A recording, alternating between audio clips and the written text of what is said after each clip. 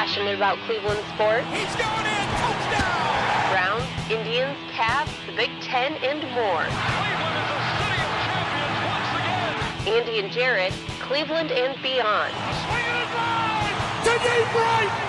Here are your hosts, Andy Billman and Jarid Watson.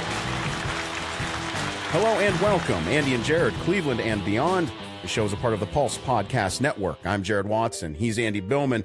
Today we're going to be talking about reliving the Beckham trade and what's ahead for the Cleveland Browns. Kipnis, Lindor, Zimmer, they're all going to start the year on the injured reserve list, and the Buckeyes get a win in the first round. But first, let's hear from our good friends at TixBlitz. They're the official ticket provider of the Pulse Podcast Network. Have you been searching for the best ticket deals around? Well, look no further. With TixBlitz, the price you see is the price you pay. And TixBlitz just happens to have over $6 billion in ticket inventory just waiting for you. They absolutely mean it when they say every ticket, every venue, everywhere. And you can save even more with promo code PULSE in all caps to save you 5% off your total purchase. Just go to TixBlitz.com and click the search bar. Search events based on your geographic location. Pick the show you want, and bam, it's showtime. Sporting events, Broadway shows, concerts, and more with TixBlitz.com. And while you're there, be sure to sign up for the email newsletter so you can stay up to date on the latest news and savings with TixBlitz. That's TixBlitz.com, TixBlitz.com. Every ticket, every venue, everywhere. Just use the promo code PULSE, that's P-U-L-S-E, for 5% off. Pulse, P-U-L-S-E, for 5% off. Put that in the promo code. And they've got a wide variety of tickets available for events, music, concerts, you name it. Check it out. It's so easy to use. TixBlitz, TixBlitz.com. Cleveland Browns. So the Browns at this point, in regard to social media hype, any kind of hype, you name it, across the country, around the globe, this is the most hyped I've seen the Browns ever. It's like LeBron and the Cavs level, if not higher at this point. Andy, how crazy has this been over the past week or so? I would say this: if you can't get excited over the last few weeks, you're obviously not living. Yeah. I think to take a step back, this is the Browns have made many moves over the years, whether it's Andre Rison, whether it's making trades during all sorts of periods that bring in good talent, make good moves. The Bernie Kosar trade before the draft was a huge moment where they made the supplemental moves to get Kosar. This trade, though, Jarid, sent shockwaves, and I think it's twofold. I think obviously the Browns are the first because the Browns are now loaded. It's hard not to say now, Jarid, the Browns aren't a team to be favored to do big things. Yeah. On paper, they look like one of the best teams in the NFL. And they did it to the New York Giants. They didn't make these trades with the Arizona Cardinals. They didn't make these trades with the San Francisco 49ers. Right. Or like even the Miami Dolphins. They made these trades with the New York Giants. New York football Giants. And I feel, the more I look at this, Andy, and the more that I look at the words that have come out of New York, out of Gettleman when he's talked to Francesa, and the aftermath of this, the signings that they made after the trade, I can't help but think, man, they got fleeced, or they're doing this on purpose. I mean, it's those two things. You know, it's full rebuild, and I don't know that it's even like. Would you say they're going about it in the right way thus far? Not that we have to worry about it, but it's kind of surprising that this is played. We're not used to this in Cleveland. I thought this was the first time I've seen as a Cleveland fan where social media played a big part of this trade. I think what Landry and Baker did, I think what the fans talking about the hype, I think it influenced Dorsey a bit in these trades. Now, I don't think it's the reason why the trade happened. Dorsey wouldn't have made this trade unless he thought the team was better. But Jarid, this is the first time in Cleveland I saw a social and grassroots type of push because fans wanted it. Landry wanted it. Baker wanted it. There's a lot of momentum here about making this trade. And I think that's the reason why it has so been a national reaction as well. Because That's the kind of thing you might see in New York, you maybe see in Boston, where the fans and other influencers play in this kind of thing. That does not happen in Cleveland. It just doesn't. But it did in this case. I think it played not the big part, but a small part of why this happened. Oddly enough, and I think it needs to be mentioned, when the dust kind of settled after this trade happened, and going right back to talking about social media, there's rumor that Beckham wasn't necessarily happy about this move.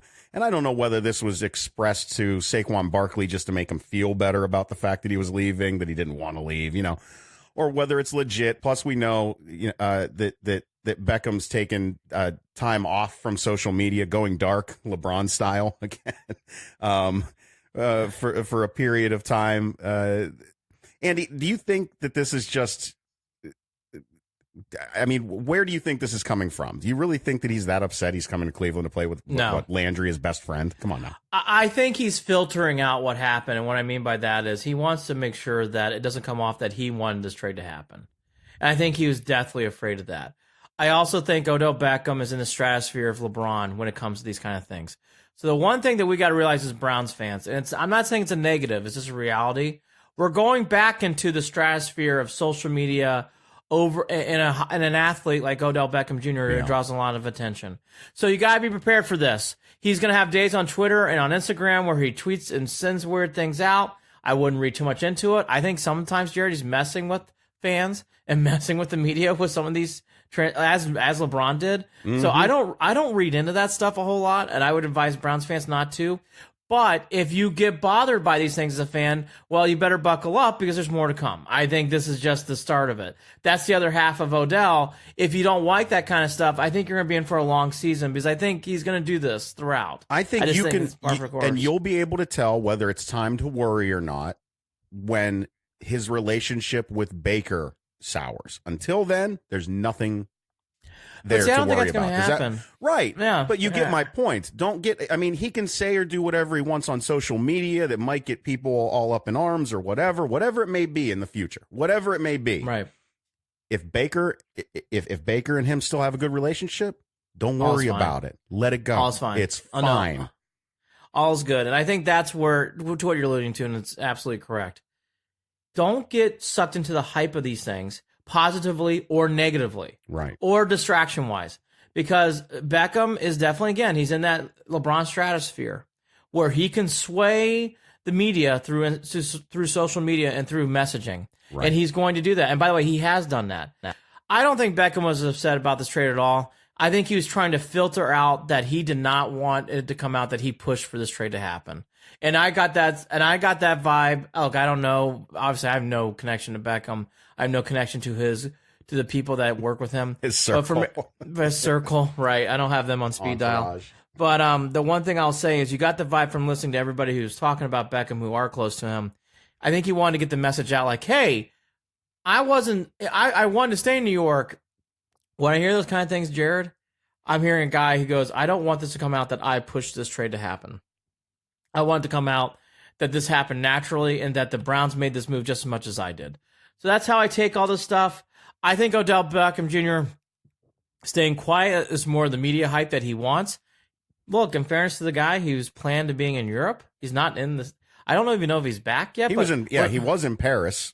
That's what he was doing. In Paris. I've heard some reaction from some people that I thought at times like, hey, give the guy a break. Like, he is in Europe. Like, let's just see what happens and let this all play out. And by the way, there's nothing wrong with holding a press conference or whatever for Beckham later down the road. And the Browns did not need him in-house because it wasn't a signing, meaning he isn't signing a new contract, so it isn't like he has to be around. Right. So I think that's going to actually cause a little bit of a stir that Beckham hasn't popped up yet for a few more weeks. And it is what it is. Let him go. Let it go. So I think that's all. But again, I think the bigger picture here is I don't want to go too far down that rabbit hole anymore. But going back, I think it's interesting how this trade came about. Yeah. And then it is a part of this before we get back to the Browns section. The Giants are a huge part of this too. In reading what Peter King wrote on Monday saying that a big part of this deal was getting Jabril Peppers, I think that's the thing too. I mean, it's so strange. Such a strange. I can't take that seriously. No one does. Andy, how do you take it seriously that you're getting the word that Gettleman had his eye on him for a while? Nobody had their eye on Jabril Peppers for a while. Nobody, Andy. He must have only watched the Broncos and Falcons game. What are we Those talking are the two about games that Peppers played well. It was really a must. This was a must. That they wouldn't make the trade if Jabril wasn't a part of it. Give me a break. The baton has been passed from the Browns to the Giants, as in like. Kidding. And by the way, it is a true baton pass. Enjoy Jabril the draft. Was the baton. They ended it off. By the way, right? Because the key to that trade is the first round pick. Let's all be honest here, and that's where, that's the whole joke about any of all this. The big part of that trade is the Browns giving up their first round pick. Everything else after that, draft, like a third round draft pick is fine. Peppers is whatever, but that's the big part of the trade, and that's what he should be admitting. Well, here. Maybe it's the fact that Gettleman's got the word that Jabril Peppers needs the pep talks like this. That might help his play on the field. Well, that's the thing. The Giants are really and here's where the Giants fans are wrong and everybody else. These are the type of moves the Browns used to make. Yeah. Let's not draft Julio Jones. Let's trade down to get other pieces and parts when you really need a Julio Jones. Instead, we're going to get more pieces and parts to build out these fantasy things when we don't have enough talent. Wide receivers only make 2 or 3 plays a game, Andy. We know that. God. They only have impact over a few plays per game. I will say Did this you for learn that when Ray Farmer was on this? Oh my God, thing? I know. Rubbing my head thinking about that comment again. Here's the other thing too about the Giants, and then we'll go back to the Browns. They are in such a mess, and to see that the Browns have played a part in it is nice. It is kind of wonderful to see to someone like, hey. We duped you. We really duped you. Now, Beckham needs to play well. He needs to stay healthy. Yep. All those things come in mind. So I think all that is still to be true. But knowing what the Browns now have ahead of them, Beckham does not have to play all these type of like A+ games because with the surrounding talent around him and with Baker, really all Beckham has to do, and that's where I think it's nice for the Browns. If the Browns had Beckham and then we had like Greg Little. And then we had Muhammad Massaquoi. Yeah. I'd be like, oh my God, boy, Beckham better be healthy. He better be healthy for all these games. Jared, you don't have to have that with Beckham now. Landry, Hollywood Higgins. You got a Duke Johnson, which we'll get to in a second. You got, obviously, Nick Chubb running the ball. And by the way, in 9 weeks, you're going to have, after week 9, or after week 8, whenever or however it breaks out, in game 9, you're going to get to Kareem Hunt. Well, yeah, so you have we another might draft weapon. a kid, too. Probably will. So the Browns have a lot going for them in all these aspects, and you got Callaway too. Don't forget him. So the Browns have a lot going for them. It's hard not to get fired up. You know, McManaman did he's on biggest trades in Cleveland history and Browns and whatever else. One thing before we get back to more things with the Browns on the field, talking more of this, banter. I do think the Kosar trade is still bigger at this point, Jared. However, if the Browns get to the Super Bowl, they don't have to win, but the Browns get to the Super Bowl, I think the Beckham trade becomes the biggest Browns trade I've ever seen in my lifetime. Yeah. Until then, though, it's still Kosar. Well, I mean, we still have that talk about, LeBron coming back and that being a trade? I mean, are we going to include that or talk about that? Or? Well, how about this? I said the Browns. Now, if you want to go Cleveland history, LeBron getting traded to Miami was the biggest thing. That wasn't a plus for the Cavs, but that was the biggest trade. They signed him in free agency the second time around.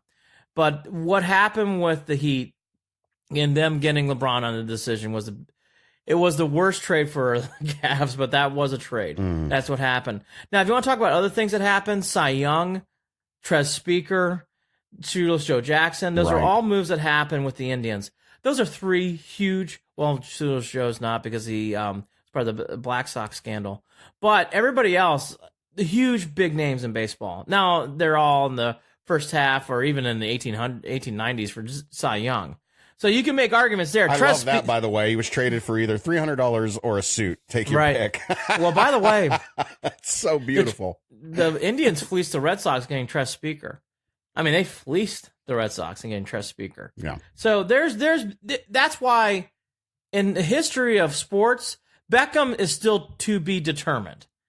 In the Browns stratosphere, outside of Kosar, because we know the impact Kosar made, It's still number 2, but it could be number 1 in future years if they get to the Super Bowl. If the Browns get to the Super Bowl, the Beckham trade is the best trade of Cleveland Browns history.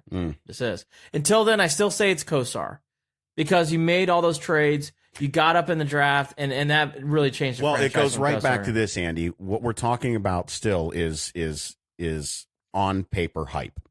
No matter what, until we get to the season, which, man, I have never so anxiously awaited a football season. I am so I'm ready for baseball season this week, but I am so ready to start this season and see what this team actually does. But we're talking about on paper right now.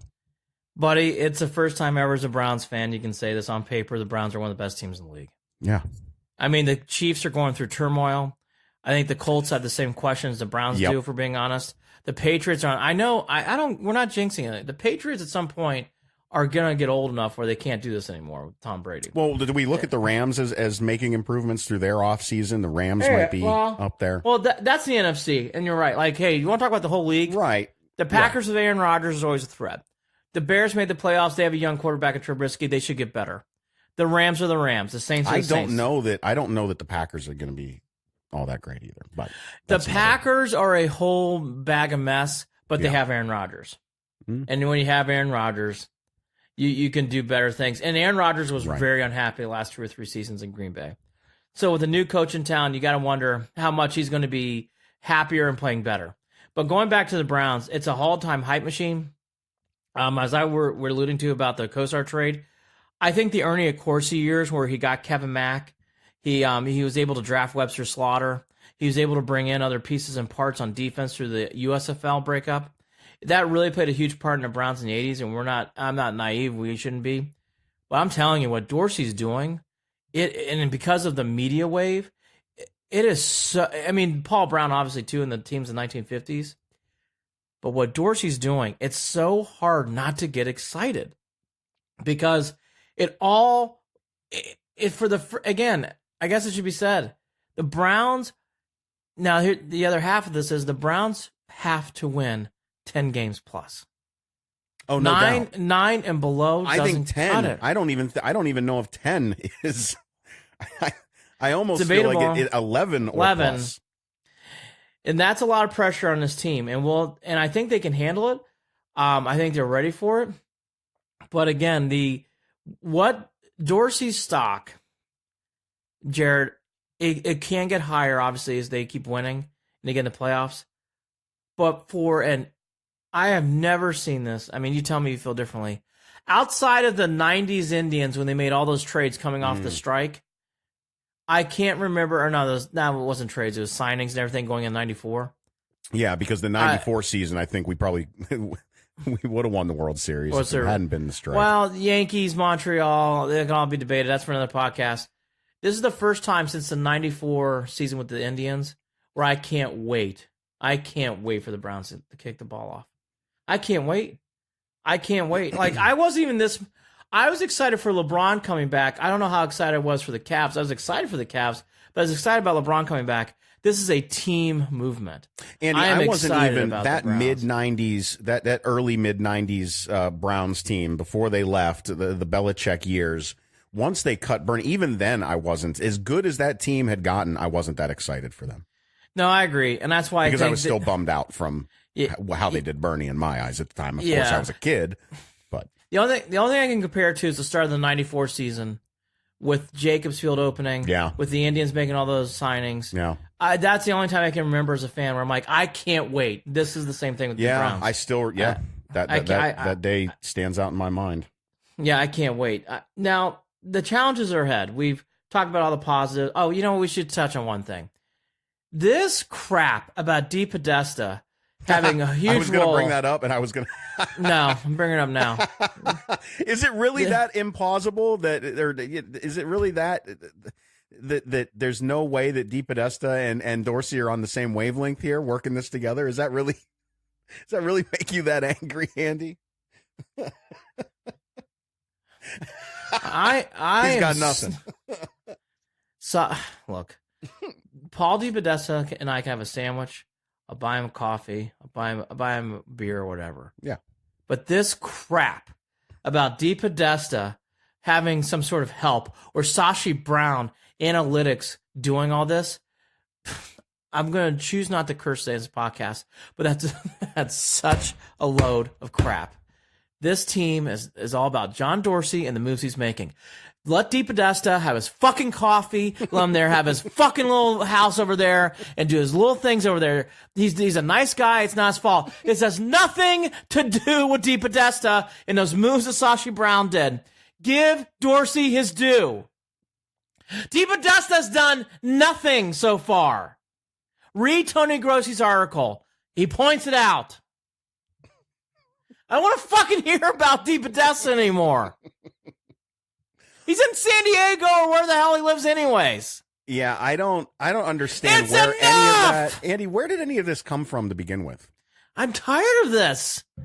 The analytics must die. Again, it just feels contrived. Like, oh, Just this is all. It's like all this good stuff's going on. Dorsey, and then someone just comes in and whispers, DePodesta too, and then all of a sudden that becomes a thing.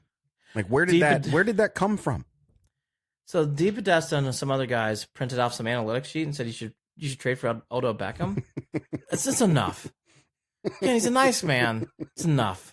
You don't need analytics to trade for Odell Beckham Jr. Let's be clear. Are we?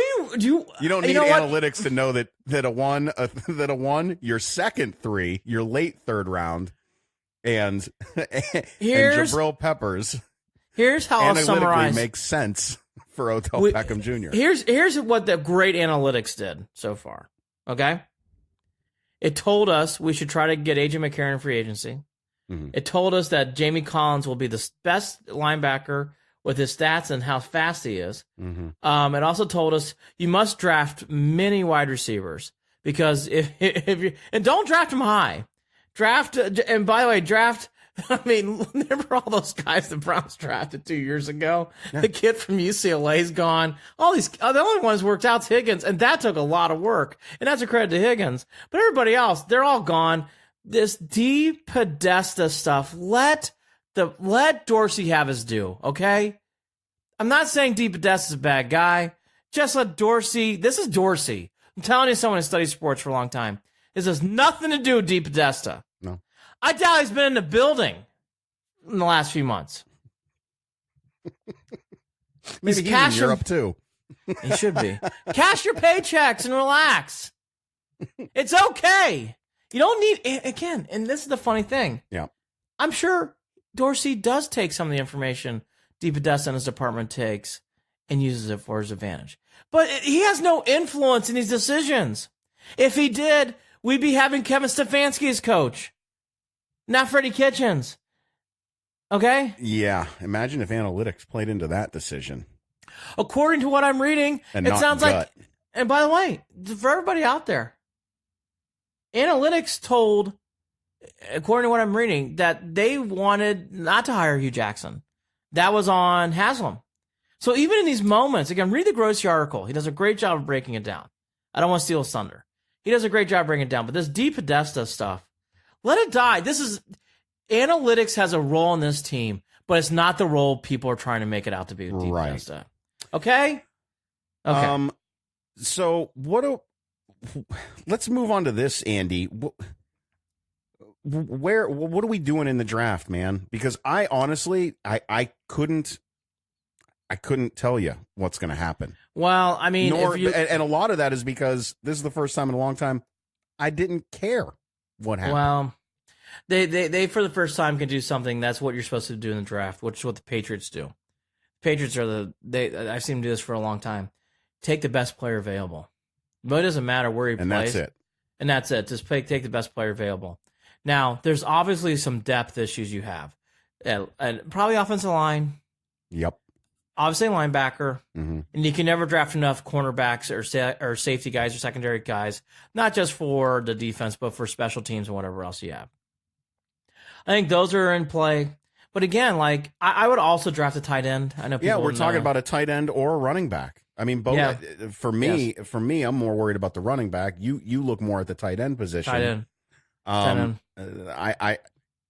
I think those are up for. But again, it's going to come. Who's the best on the board? Yeah, if I were the Browns, I would take the best player we're available. Not forced. Our hands aren't being forced. That's right. You're not forced to draft a quarterback. You're not forced to draft a wide receiver.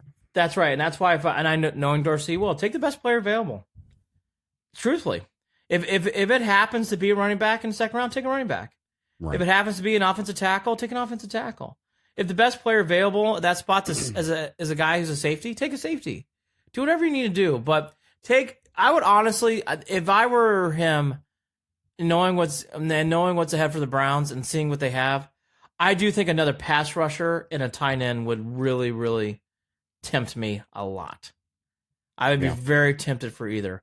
Outside of that, best player available. And it could be anywhere. The other thing, too, I wanted to get into real quickly, and by the way, I agree with you, little or no buzz about this draft. The Kareem Hunt suspension came down to 8 games. I don't think that was surprising one way or the other. In fact, it's so surprising you and I didn't feel to talk about it until today. So the 8 games are now in play. And I think the bigger thing is now, which is finally subsided, which you and I alluded to. And on top of that, just to clarify for anyone, he will be with the team all the way up through that last preseason game as well, correct? Just suspension of 8 games. Once the preseason ends, pretty much is where he goes in hiding.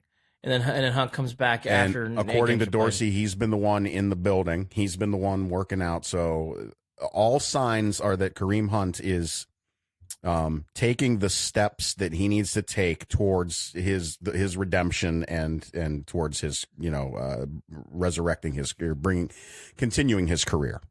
What I'd love to hear from Kareem Hunt, which he will be interviewed at some point in April, I love to hear how he's doing off the field, how the young lady's doing, how things are going on with him, and how he's rebuilding his life. That to me is more important right now than the. And I do agree with you. I think those are good signs for the business side and for the on the field. I'm more interested for Kareem Hunt to hear, how are you doing otherwise? How's everything else going on in your world? I guess I'm thinking about that as playing into his off the field, meaning I agree. This is a time where he could be out and about and he's in the building. No, he's keeping his nose clean. He's doing a nice job. There's definitely, again, I was against this move of signing him, and I still am not a fan of it. Yeah, I don't think any of us were a fan of the move, and for all the right reasons, Right. But I also think Dorsey brought him on for the right reasons in his mind. That's right. And I was going to say, but you have to move forward, and I liked how Freddie and I liked how Dorsey have handled this, so I have a positive vibe about it. Duke Johnson rumors have really subsided. Ogba rumors have subsided. I do think both are in play to be traded at one point or another, especially Duke, because it sounds like Duke's very unhappy if you kind of read in between the lines. I think Ogba, it's hard to tell. Will they trade either? I don't know. I think the biggest thing with Duke Johnson is you can't trade Duke until Kareem Hunt comes back. I think that's game 9. So I don't think I think trading Duke would be a mistake unless you draft a running back you really trust. And then when it comes to Ogba, I think it just depends if Ogba can really handle being a backup. Because he is a backup. He's not going to be playing as much with Vernon in there. And honestly, Jared, I'm actually in favor, probably more of opposite what people are hearing. I would keep Duke Johnson this year, even if he's unhappy. I would try to get him to talk to Kitchens and see if Kitchens can calm him down. So that way that's what I'm hoping is that let's see what Kitchens can get out of him. Let's see what kind of relationship they can build. Because even if Duke Johnson knows he's getting traded or whatever it is, I have the feeling that Freddie Kitchens is an open and honest person and knows how to talk to these guys and have these conversations and earn their respect and earn their trust so that they'll, in a sense, be working together towards this. Like, hey, Duke, at the end of the day, your play on the field right now is only going to help you if you do get moved down the line. Well, right. And I think that's an honest conversation that Freddie could have with Duke. And as we all know, running backs get injured, and Chubb did get injured in college and was out for a season. Yeah. So injuries do happen running back frequently. So Duke Johnson's going to get playing time, in my opinion. And then when it comes to Ogba, I am not high on Ogba. I was watching him, and I don't think he's improved as a player. I think if you draft a defensive lineman who's on the outside who can give a pass rush, I'd be tempted to trade Ogba. Right. I also think that giving these guys a little bit of a break and having fresh legs helps too. And maybe that would help with Agba a little bit, or the competition for time on the field too. Yeah, so I think that's where I land on both those things. I'm not surprised that that's subsided because you need depth, and Agba and Johnson give you depth. So I think that, that's what really what it comes down to. Yeah, I mean, look at there. what we're talking about here, Andy. We're talking about these little, the little things, No, it's true. Since when have we ever with this team talked about, oh, well, maybe they need to tweak this, or maybe they did what are you kidding me? Yeah. So true. Sorry, it's just very surreal. No, to me it's very really, surreal to me. This is our conversation. Well, after we get to our list of transactions, wait till we talk about the next one, which is kicker. But just a real quick. Well, maybe I will get worked up again. We'll talk about that. I was going to say that for the end. Couple others. Here are the signings that happened after the Odell podcast. Yep. Phillip Gaines is a defensive back. You got the offensive linemen Lamb and Cush, a linebacker Adrius Taylor, a tight end Demetrius Harris. And then, of course, Sheldon Richardson, which we already knew. And then Ray Armstrong was also re-signed. So you got a bunch of backups, basically, that have been re-signed by the team. Right. That alludes to the last thing, which I think is actually the big... I don't have any more questions aside from this. What are you going to do about your kicker? I think we're really at that point. Jared, I'm not going to freak out. I'm not going to lose my mind. This Greg Joseph thing of him coming back, I do have a problem with. It's the only thing in this whole offseason now. And when you get down to this, you're in pretty good shape. The rumors are that came out on Tuesday. I want to make sure I got the gentleman's name right. There was a guy from the Boston Sports Journal who was saying that they are out. Greg Bedard. You're talking about Gostkowski, not... Gostkowski supposedly is not in the running at all, right, to be coming to Cleveland, according to him, in the Boston Sports Journal. So you take that in mind. Are the Browns going to draft a kicker? Are they going to look... I mean, they have to look at more kickers, but the kicker market's dried up except for Gosk. Here's where I'm here. Okay, I'll just allude to it. The Browns are down to Gostkowski or a bunch of names we don't know coming in to challenge Greg Joseph. That's where you're at. Or you draft a kicker. Would you rather have Phil Dawson and no one, or everyone and not Phil Dawson? Because that's where we're at right now. I would make such a push on Gostkowski. I really would. I mean, and those are your options. Again, you sign Gostkowski, you make a trade for a kicker, which the Browns won't do, or you draft a kicker, or you're going to bring in a bunch of guys off the street again. But isn't drafting a kicker just as... I mean, I don't know. I don't know enough about drafting kickers, but isn't that just as iffy as sticking with Greg Joseph this season? Watch the Ravens game-winning kick and tell me how good you feel. I can't. Okay? I can't. I'm gonna leave everybody there. Listen, and you know what? We talk about 11 wins being 10 or 11 wins being the expectation with this team right now. Andy, the Browns could have had 11 wins last season if not but for kicking. Look, well, and you brought back the wrong coach. Oh, absolutely. But my point being is those couple of points left on the field cost us a handful of games. Zane Gonzalez and Greg Joseph are not the answers. Unless Greg Joseph really comes back and is kicking the hell out of the ball wherever he is right now. Maybe, but I don't see it. Maybe I don't know I don't know enough about his track record. I don't know. I just Maybe I do need to look a little bit more into. Well, but we will have. Anyways, if those we'll are your options, an episode kicker. on kicking. No, oh God, no, please no. That'd be like me doing an episode on Deep Bethesda's impact on the Browns. I can't do that. Going backwards for a second, though, one more time. The one thing I want to leave on that we have not talked about, which is also an unknown, is Freddie Kitchens. He's never coached a game as a head coach. There's a lot of pressure going into that. Yeah. I have been sucked into the whirlwind of positivity about him. I really believe in Freddie Kitchens. I think Freddie Kitchens is going to be a great head coach. But to be realistic and to be fair, that is the one unknown, too, that should be pointed out. And that's how I want to end the Browns segment here.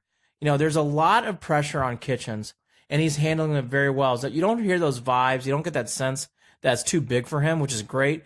But still, Jared, he does have to coach these games at some point. Well, I've thought about this too, Andy. Okay. I've thought about it, too, in regard to the fact that a lot of why we're not... It's nice that all eyes have been on Dorsey. Yes. That's been a nice... Dorsey has provided a nice a protective dome around Freddie Kitchens to this point. just in regard to the news cycle of the Browns and what's going on, it's been very quiet in regard to Freddie Kitchens. There's not a lot to talk about. So that's great. He's got nothing but prep to worry about. He's got nothing but getting ready for this season to worry about. And he's got one hell of a roster coming in. And he's going to have his hands full with personalities. But as we've seen, Freddie likes personalities. Freddie likes that type of guy, as long as you come ready to play. Is Freddie going to make the same mistakes? Is Freddie going to, call a timeout when he shouldn't have, or not call a timeout when he shouldn't have? Are those things going to happen throughout the season? The aches and pains of him growing into this position, especially since he's going to be calling the plays on offense as well.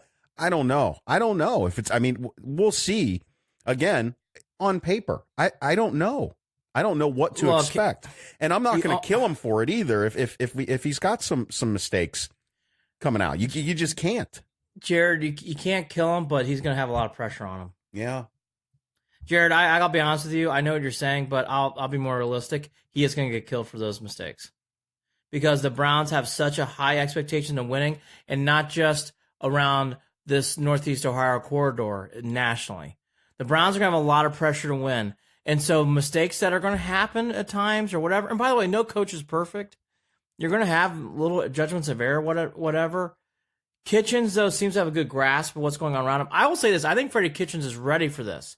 It doesn't mean, though, there's not going to be a learning curve. And I think there's a lot to be said with the Browns choosing a guy who's never head coached a team to take on their new franchise quarterback in his second season of development, and one of the most prolific wide receivers to play the game, with all the bells and whistles to go with it. Like, they took, this is the position where you would think an experienced head coach would come into play, right? Any normal year, like that would be how this would go down. It would be somebody who can handle all of this. Any normal year, this would be the biggest topic going in. It wouldn't be about, well, are we going to get Gostkowski or not, or how deep Podesta and analytics has played a part in this.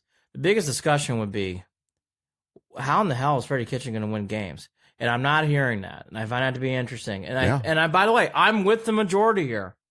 I think Freddie Kitchens is going to be a good coach. I really do. Same. But it doesn't mean that's going to happen. There's still a long ways to go there. I just think it needs to be brought up, and it's going to be interesting starting in April because he's going to get 2 more weeks of reprieval. But once the team shows up on April, I think it's like April 2nd or maybe even be April Fool's Day on that Monday. It's going to be a lot. It'll be interesting to see how Freddie, because that's really where it's going to start. Because you're going to have obviously Odell Beckham Jr. stuff, Kareem Hunt, Baker Mayfield. Those are 3 big. I mean, Jared, those are 3 big stories right there. Let alone what goes on in the draft, which won't be as big because of the. And by the way, Vernon too. So you're going to have a lot of things to talk about in that building. I just think the only thing I will warn Freddie, you're going to have a lot of distractions on this team. A lot.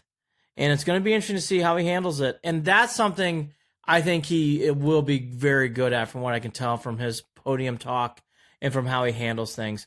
And it's going to be a lot on Baker Mayfield. Baker Mayfield's going to have a lot to do, not just on the field, Jared, throwing touchdowns and making big plays. He is the leader of this team, and I think he's going to be great at it. A lot of the responsibility of handling some of the noise, is going to be on him. It's going to be on Mayfield. We'll get into that more in the next podcast, but I think those are things to think about here leading into it. The next big thing for the Browns is the schedule. Jared and I are going to do a fun thing about the schedule, which we alluded to, which we'll talk about next. We're actually going to do a show with Mandy Bell in the middle of the week, so maybe we'll do it then. Yep. But those are really the big things that are coming up for the Browns. And again, I think the recap, the Browns before we get into the Indians, this Beckham trade really was a big movement, not just locally but nationally. I really think social media and the fans played a little bit of a role in this and kept momentum going. And it's been amazing, the positivity for not playing it down, how positive the Browns are right now. It's amazing. Dorsey's grade for the offseason moves, Andy. I'm saying A+. I have to. I have no other grade that I could possibly give. It's an A+ because the Browns are now considered a favorite not just by us, by people in Vegas to possibly go to Super Bowl. Yep. It's amazing. And by the way, I think they're right. I really think they're right. I think the next thing we'll talk about the Browns is where this season's going to start off. From everything we're hearing, it sounds like it's going to be the Jets or the Pats. I think either one of those make a lot of sense. From my days at ESPN, a lot of internal pressure, I'm sure, is being put on for the Jets and the Browns. That's going to be in New York. That makes a lot of sense. The ESPN hype machine could really do a great job of that game. And then Sunday Night Football, Pats and Browns would be a big game too. Those are the two games I would really circle. Those are everything that I'm hearing. I think either one's very plausible. I'd be kind of surprised, Jared, if it's not one of those two games. I don't think the Browns are going to be starting off the season in Cleveland. I think they're going to be on the road in an East Coast site. Yeah, I don't know how fair that feels to me, but it is what it is. Yeah, it is what it is. I mean, I'll take it. Well, the Browns are going to get a lot of spotlight and attention. It's going to kick off right as the year becomes. Hey, what's going on, everybody? This is 8-Bit Ray from the Gorilla Brain Podcast, part of the Pulse Podcast Network. Did you know that you could be using this spot to advertise your company or business? Well, I've done the research, and PodcastInsights.com report that podcast listeners are loyal, affluent, and mostly college educated. But most importantly, are 5 times more likely to interact with the ad they hear on their favorite podcast than an ad from any other medium. If you would like to advertise your company or brand with our network, it's simple. All you have to do is send an email to marketing@pulsepodcastnetwork.com. I'll say it one more time. marketing@pulsepodcastnetwork.com. And we hope to hear from you soon. So, Jared, we're going to talk to Mandy Bell in the middle of the week. Cleveland Indians. The Indians are about ready to start their season in Minnesota. The Indians have been a roller coaster ride of emotions. You get down, you get up. I'm down again. I'm down again. The latest that came out as of yesterday, which is Friday, the 22nd, Kipnis is still on the DL. In fact, he's going to be on the IL. So the IL for Kipnis, which is the new term now. Zimmer and Lindor join him, so none of these guys will be available for the first 10 days. Yeah. The Zimmer and Lindor thing, let's shelve that for a second. Let's bring up Kipnis, and then we'll get to the Carlos Gonzalez thing too. I think it's now needed to be talked about, Jared. I mean, how much longer are we going to go with this infield? I mean, you're relying a lot on Moroff to play a lot of time. Chang's already been set back down. Jared, we're short an infielder. Andy, we knew. This is what's driving me nuts. You want to cut payroll? Cut payroll. You want to make the moves that you made? You want to, but this is the other. So two things that have happened in this offseason that drive me nuts, right? To this point, right? Right. Is our catcher position and ignoring Kipnis. Yeah. That issue that is going to be huge this season. I don't understand how they did not have, again, do what you want with payroll, a real legitimate contingency plan for what they're going to do with this infield this season in regard to Jason Kipnis, whether it be his play or injuries or what. This is his last season. He's on his way out. How the hell have you let it get to this point without doing anything? We talked about this with Mandy, and we talked about this on our podcast the previous season. The Indians' infield was thin. And if you had any injuries or have any problems, now we're here. You have a first base situation pretty set up, but your third and your second baseman and your shortstop, because Lindor's hurt, is a problem. You're basically going to have Jose probably starting at second. You need Moroff to play short. I don't know who's playing third. Yeah. I mean, the Indians are really, really in a tough spot. And honestly, I'm just going to say it. It needs to be said. Even when Kipnis comes back, I think you still need another bat in there to challenge him. You have to. I mean, Kipnis did not bat above 200 until late August. No, and I don't have any reason to think he's going to bat any higher than 200 this season. I don't get it, Andy. Yeah, the infield's a problem. And then there's the out. Okay, let's get to the other interesting point of view. So Matt Joyce gets cut because he can't hit. You signed Carlos Gonzalez, who, yes, was at one time a great player, but let's be fair. The reason why he was out in the market is because he's gotten older and he's not the same player. He's not going to be ready until May anyways. And then you got this weird situation. Look, there's two ways to look at the outfield. I'll give the positive on the back end, but the reality of 19, you have all these outfielders. Leon's Martin's your center fielder. Okay, great. Allen and Naquin, and then you got Bowers probably playing. He's going to have to play left actually now. And then you got Jordan Leplo, and I've never even heard of Trace Thompson. I don't even know what he does. So, and Naquin's not hitting in the spring, and you can tell Naquin is not in the long-term plans of Tito Francona. And we knew that this team was going to change. We knew that the look was going to change. We knew that it was a quasi rebuild. But Andy, this team had enough talent that they should have made a push for at least one more season. Jared, and they just didn't. And I don't understand what's going on. I feel like you're taking a team. You know, when you're floundering, you're like, yeah, it's time for a rebuild, right? You see that coming, you know it's coming, whatever. The Orioles are going through it, locally where I'm at right now. Andy, the Indians weren't in that position. They were in a position where changes needed to happen, but they weren't in a position where they just could let it all fall apart. Here's how bad it is. And that's what they're doing. Here's how bad it is. It's anybody's guess the starting lineup to begin the year. That's my problem. And they might have young talent. They might have young talent. Hey, what are they doing? Tito doesn't even know what he's doing yet. No. And that's not fair to him. No. The 2020 Indians, I'm excited about. Oscar Mercado, Daniel Johnson, Bradley Zimmer, they're all going to be great, but none of those guys are starting the year. The 2020 outfield situation for the Indians is great, but 2019, Naquin can't hit. I've started to learn Greg Allen is a good utility outfielder, so that's fine. We don't really know what Bowers is yet. I think he's going to be a good player, but truthfully, we haven't seen him play. Leplo is obviously not impressed. And now you got this situation where you're bringing in Carlos Gonzalez. Why? Because your other signing, Matt Joyce, didn't work out. He stunk. Had to get rid of him. And by the way, our lead-in was not about the outfield. Our lead-in was about the infield.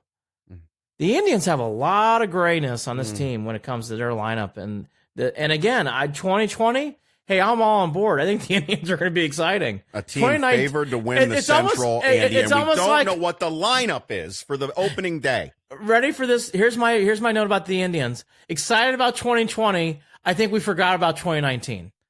I think we've completely forgot about 2019. I mean, this is a joke. They better watch out because a lot of people are going to forget about 2019 really quickly. And they already are struggling. They already are struggling in regard to putting butts in the seats.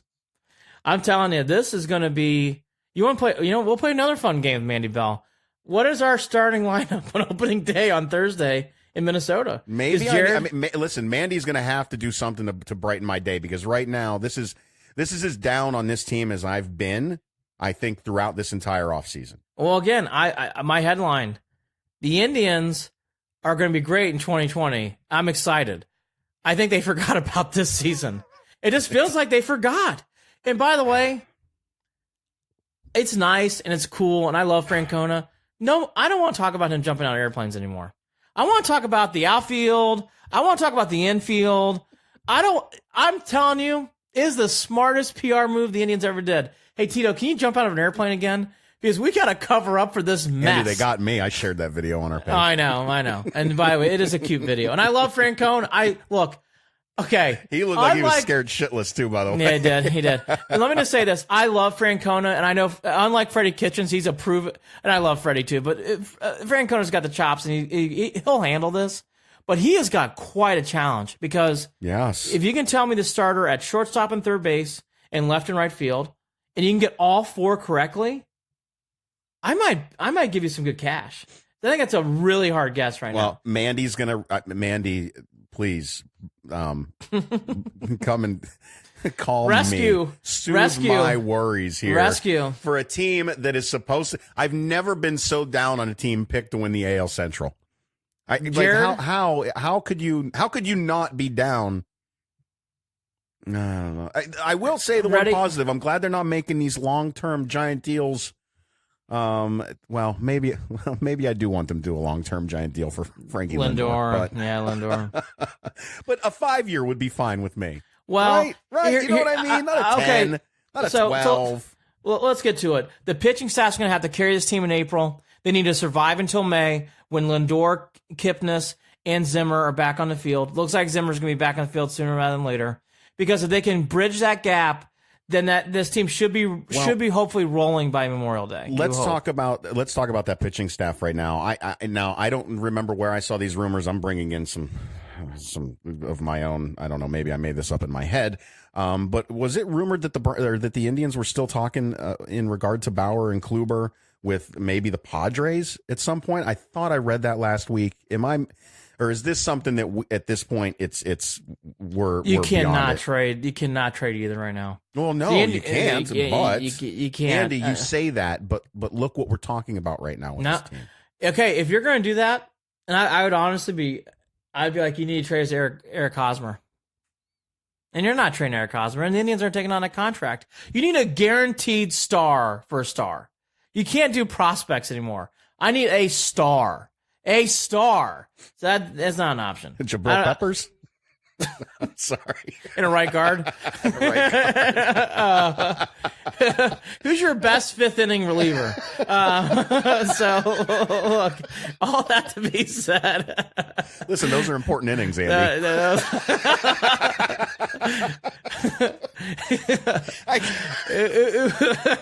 Think about the Giants. They're excited about a right guard and Jabril Peppers. Think about that. He's going to go on a press conference. I feel better now. Thank you for distracting me. I think I distracted myself. By the way, forget you lost Odell Beckham. You lost your best pass rusher. I know. But we have Jabril Peppers. Yeah, you got Jabril Peppers. And a late first round pick. Does that sound like the old Browns? Oh, it's so great. Mm-hmm. And I live in this area of the country. It's going to be so much fun this year. Back to the Indians. I just took a sip of my tea, but that's none of my business. That's right. Here's how I'll wrap up the Indians.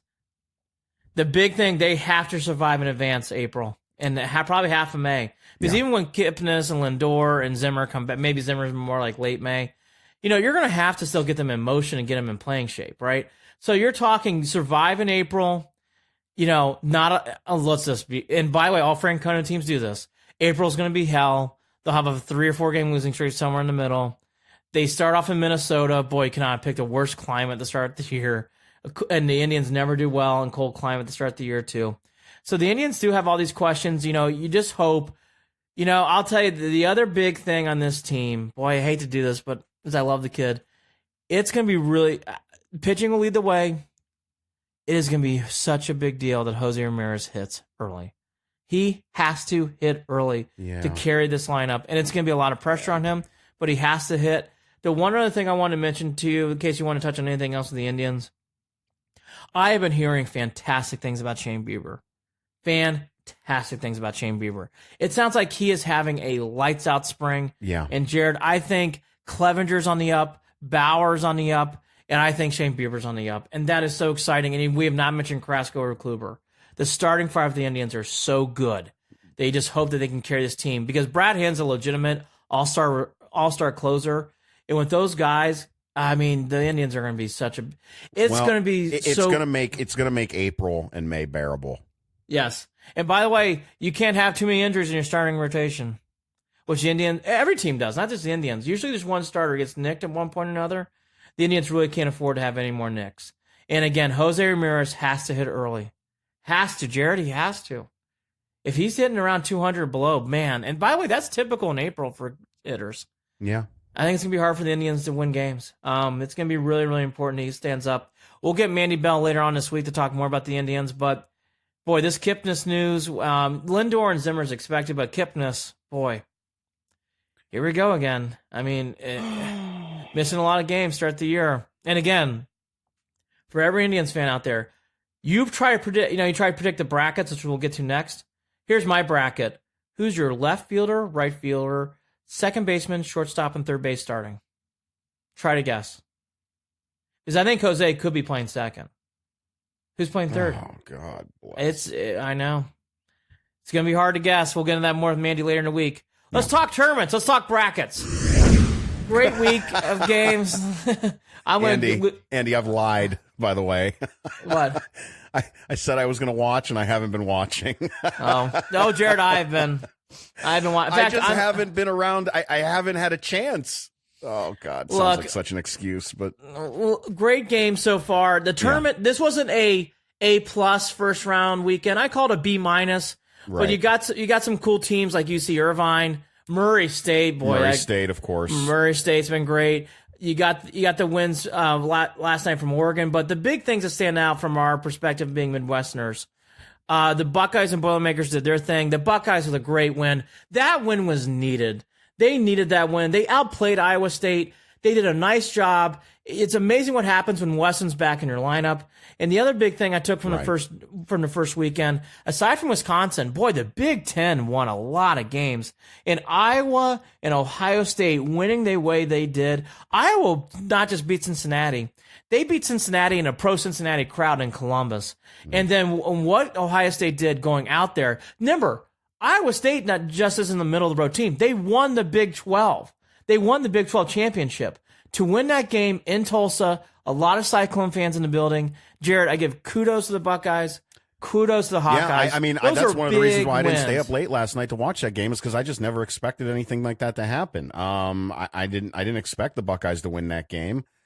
I know the other standout. I know the one bad part with the one letdown with the Big Ten is with Wisconsin and Oregon. But I mean, even losing to Oregon, a lot of people are looking at Oregon to be that team that could be that dark horse. They're misseeded, that 12 seed, but they're misseeded right now because Oregon started off the year very slow. They had their nicks, and again, this is why the tournament's great in college basketball. Is like baseball in the sense it's a long season, and look how much Oregon has grown.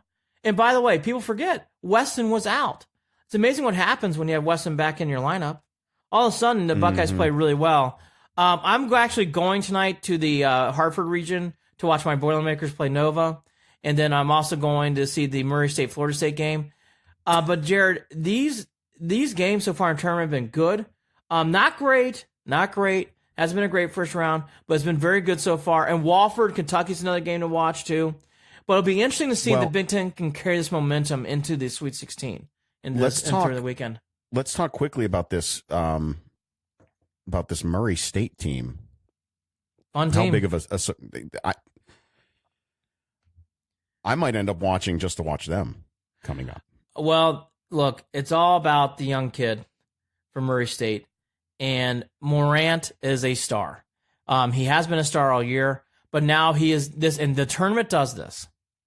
The tournament will give players, and by the way, it already has a feel with Morant. This is something fun for Cavs fans to watch. It is, and it has the vibe already of what Steph Curry did with Davidson, is what's going on in Murray State.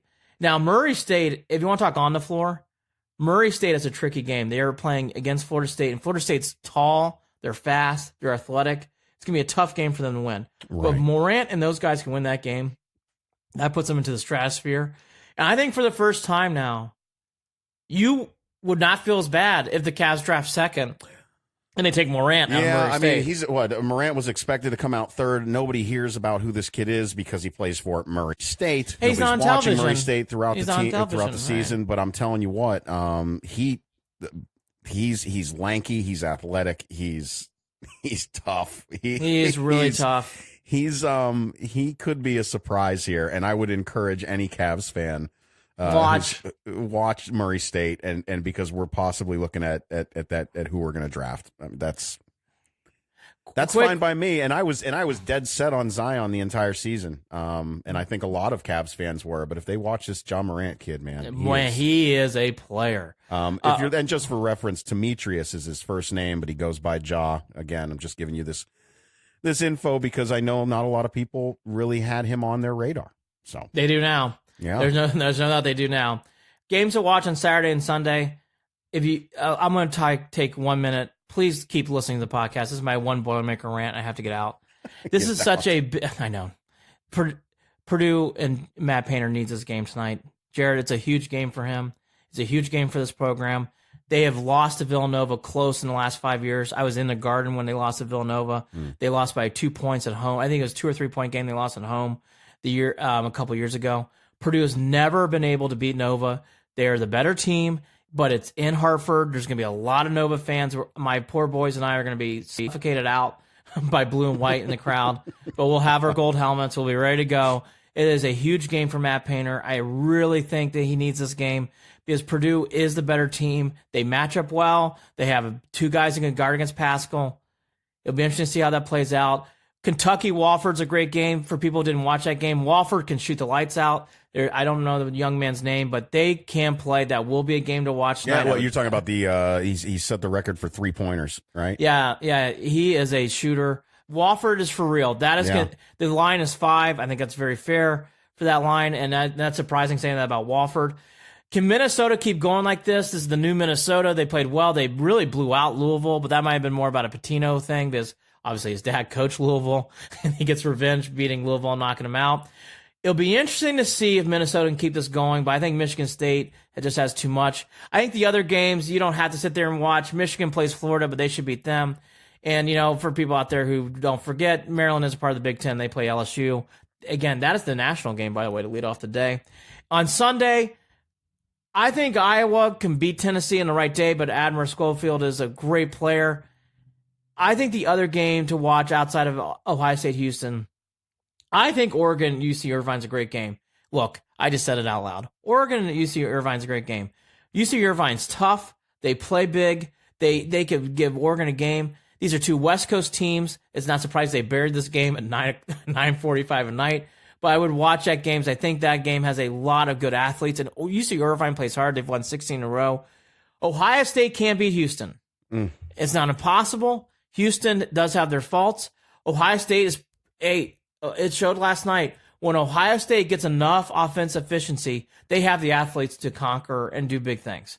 I think they can beat them. And then the earlier game that night, I will be all over Buffalo, Texas Tech. I would love to see Buffalo win that game. I love seeing MAC teams do well. That is a winnable game. Buffalo manhandled Arizona State. I mean, manhandled Arizona State. Jared, Buffalo has a chance to get in the Sweet 16, and it's always great when MAC schools get in the Sweet 16. It's always great. Well, I know there's a lot of folks that are talking about that first round, like you said, about a B plus watchability, about B minus, excitement rather. B minus, yeah. B minus. It's gonna get better though. It's gonna get. I mean, because I guess what the problem is that the big storyline hasn't come out yet. And that's gonna develop, I think, over the next couple of days. Duke is gonna face against a 7'6" kid, by the way, for Central Florida, and he's good. Yes. He's good. He's good. I heard discussion on whether that kid is actually good enough to actually play in the NBA, or if his talents are just. Well, by the way, we're gonna find out. Is what makes him good in college. By the way, we're gonna find out. Yeah. Because against Zion Williamson, I mean, there's not a better test you can have. But those are the things to watch. For Jared and I, will have a little bit of a laugh. You got the Virginia battle too between Liberty and Virginia Tech, in San Jose, California. Tickets still available. By the way, for that Liberty matchup, and Virginia Tech. For Liberty, Virginia Tech, 7:10 goodness. TBS. I mean, that you want to talk about some battle lines to be drawn, but there are some good storylines out there still. Morant, Florida State will be a great game. Murray State, Florida State will be great tonight. Obviously, I'll be all over my Purdue Boilermakers, but I think Ohio State has a chance to get by Houston. That's not an impossible game. And again, I think the big takeaway from a Midwest perspective, the Big Ten, especially Iowa and Ohio State, really held up the flag of that conference well. They really, really held their own. And I thought Iowa and Ohio State winning the way they did really showed a lot about the strength of that conference. And Minnesota, what they did to Louisville. I know there's a lot of Pitino in there, but Minnesota manhandled Louisville. And that was a 10-7 matchup. So again, Big Ten did really well. Really well in the first round. We'll have to see how it plays out. And Morant might be the new guy. Cleveland Cavaliers. As for the Cavs, they lost. I think it's not so much wins and losses now, but I think they did get 4 straight, right? They won 4 straight. They did. And they beat the Bucks, and that's not easy. They beat the Bucks. And by the way, they gave a game last night to the Clippers. This happened to lose late. The bigger story. Clarkson had a 3 rattle out, correct? Correct. To end the game. Correct. I think the bigger story here, though, is Sexton is really becoming the player I thought he was going to be. Yeah, and he's unreal really towards the end of this season. Now he has come into his own and scoring 20 or more over a handful of games here, and just what a relief. Would you call that a relief at the end of this season with this Cavs team? Here's the thing. I'm not surprised. I knew Sexton could play.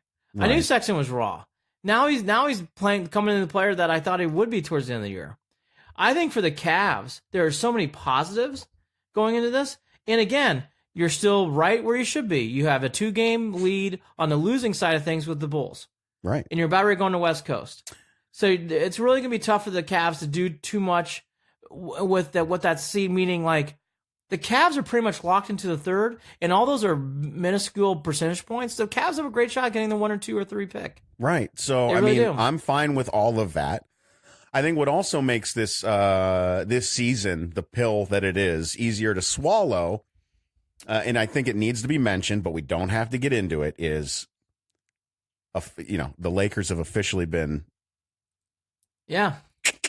nixed from playoffs. And I just I think that makes it a little less painful as Cavs fans to not have to watch LeBron go to another finals with another team. Well, I'll bring up a bigger discussion. I think outside the East, like, will I be into Boston, Indiana a little bit? Pistons, Sixers, no. Raptors, Nets, no. Yeah. Heats, Bucks, no. Will I be into the second round of those games? Yes. In the Western Conference, do I have any interest in Warriors, Spurs? Nope. Jazz, Nuggets? Nope. Clippers, Rockets? Nope. Blazers, Thunder? Nope. Jared, I will not be watching the Western Conference until probably about the finals. Why would you? And that's a problem. Yeah, and I think that I think that there's a lot of people that are talking about that and acknowledging the fact that, and I will say that too, on the other side of things, just for the NBA, LeBron not being in the playoffs is going to hurt big time in regard to viewership. Oh, it's going to be a big problem. I think it's got a huge. It plays into this big. What are you watching for? Honestly, Jared, we said it from the beginning of the season. We knew how this was going to play out. I didn't know it was going to be this bad with the Lakers. My goodness. Jared, I think they got a bigger problem, too, in that your last 2 weeks of the regular season mean nothing. No. Nothing. The Spurs have a 6-game lead on the Kings. So the 8 seeds in the West are locked, and no one cares whether the Magic or Heat get in. No one, unless you're in Florida. And even I don't think they care. Are you really concerned about the Hornets Dwayne Wade runs the ride out on that into the sunset with whatever. Yeah, whatever that means. I mean, again, these are storylines that don't matter. No, I find the NBA to be very boring. Very boring. Mm-hmm. I think I think college basketball has been very good this year, but I'm a college basketball guy. Right. But even with that said, will I watch Sixers Celtics second round? Oh yeah, definitely. Raptors Bucks, sure. Warriors Nuggets Western Conference Finals, ugh. Warriors Rockets, yeah, sure. I'll tune in for that. Yeah. Anything else, Warriors? Nope. But even Warriors Rockets, you have to watch it. You just have to watch it because they almost beat them last year. You have to watch it. But like, am I really rubbing, staying up late at night to watch Blazers Warriors at 11 o'clock? No way. My thing with Rockets, you're watching a guy. Oh, great, he's going to be the MVP, and they're not going to win. That's how I feel about that. Yeah. But to recap, Jared, the Lakers, when they got eliminated, it wasn't even a big story. That's how much the NBA's lost steam. Yeah, think about it. They have lost a lot of steam. And again, I've heard other people saying, "Oh, I can't wait for the NBA playoffs." I'm not that guy. I am not as excited. I'm much more excited about the Indians when it comes to just them playing. I'm not excited about what their lineup's going to be. Right. And I'm much more looking forward to the second round and into the later rounds of the tournament. This NBA playoff run, I don't know. I mean, I'm not there. I mean, is everybody tuning in for Pistons Sixers 8 o'clock Tuesday? Raptors Nets, get your tickets now. I mean, I even in my backyard, I would draw the drapes. I mean, come on. Is anybody staying up at 10:30 night to tip off Thunder Blazers? I mean, come on. I mean, right? I mean, come on. Oh boy, that's something they're gonna have to figure out. They're gonna have to figure it out. Oh, by the way, we will have in-studio commentary from LeBron James coming from Bleacher Report Live. Oh, that's great. By the way, that could happen. That could happen. Yeah. One other thing I want to touch upon quickly, then we'll wrap up. it is, the Browns are the huge storyline, not just for us, but nationally. Right. The other fascinating team to watch, Jared's going to be the Raiders next year. They signed Have Perfect. they done a Hard Knocks? Because I feel like they need a Hard Knocks. So they are considered the quote-unquote leader in the clubhouse to get a Hard Knocks they have next year. They have to be. I have to admit, for how much I don't care about Rockets Clippers, I do care about. I'm fascinated by the Raiders. I am fascinated by that whole. It's either really going to work out well and surprise people, or it's going to be a complete S show. It just is a complete shit show. Both are watchable. Both are watchable, and it has been declared they are going. They are going to play in Oakland next year.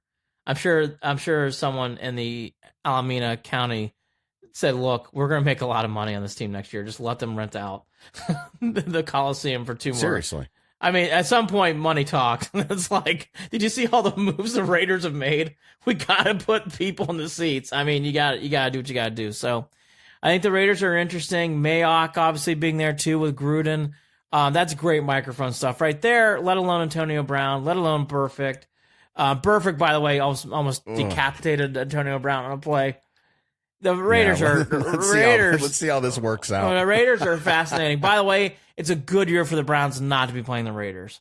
I think the Raiders are one of those dangerous teams. They always are, and we know the Browns with the Raiders. We had this discussion when the Browns. They always go to Oakland. They always lose. They always come home with like some sort of like mental defeat. So I guess to recap today, it's been this whole Beckham ride's been amazing.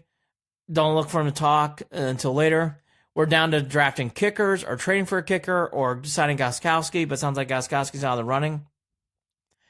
Everybody tries about brackets. You try to guess the Indians lineup. I think is a harder thing right now. Yeah, we can do really that one. We can play that Browns game that we're going to play, and then we can also do a guess the lineup game. We can do both. Yes, we can do both. With Mandy Bell. With Mandy Bell, and Colin Sexton is turning to the player that I always thought he was going to be. He's going to be a wonderful player in this team for years to come. And that'll be fun for Hayden Grove to come back on and talk about that too. Yes. And then finally, I think it was a great weekend for the Big Ten. Minnesota, Iowa, Ohio State, those were all 50-50 games. They won all three. And Wisconsin bowing out to Oregon wasn't embarrassing. Oregon's a much better team than a 12. They've come on late in the year. So those are things to watch. Morant, I'll be there live. I will give a full report in Hartford tonight. I will be with 3 kids. Paying a godly sum of money to go watch Purdue. They better win. I'm looking for victories here. We are not playing for T-shirts. I want victories. I want a victory tonight, Jared. Well, Andy, I will be praying for you. I'll be praying for you and the Boilermakers. Big game. I know no one cares. It is a big game for Matt Painter. Need this game. Don't lose this game, Matt. Win this game. Because if they win this game, I think they can beat Tennessee or Iowa. I think they can beat Virginia if they get to the Final 8. Purdue has a shot. But these are the games usually Purdue loses. I will give a whole 2-minute dissertation that will hurt our podcast numbers next week. I was just going to say, way to wrap up that show, Andy, with some strong Purdue talk. I have to. I'm so excited about tonight's game. I hope they pull it off. No, I'm glad. Yeah, I'm excited for you, brother. You get to go and hang out with the kids and go watch that game. Good stuff. Yep. So Mandy Bell next week. We'll probably do a podcast midweek. We'll lead off to that. We'll definitely do a podcast before the Indian season starts. So we'll do a very heavy Indians podcast along with the recap for the tournament. And then we'll do a fun guessing the Browns schedule game after that. And then, we'll all be watching Blazers Thunder in the middle of April. Awesome deal. Thanks for listening, everybody. Andy and Jared, Cleveland and Beyond. He's Andy Billman. I'm Jared Watson. We are a part of the Pulse Podcast Network. Talk again soon. Take care.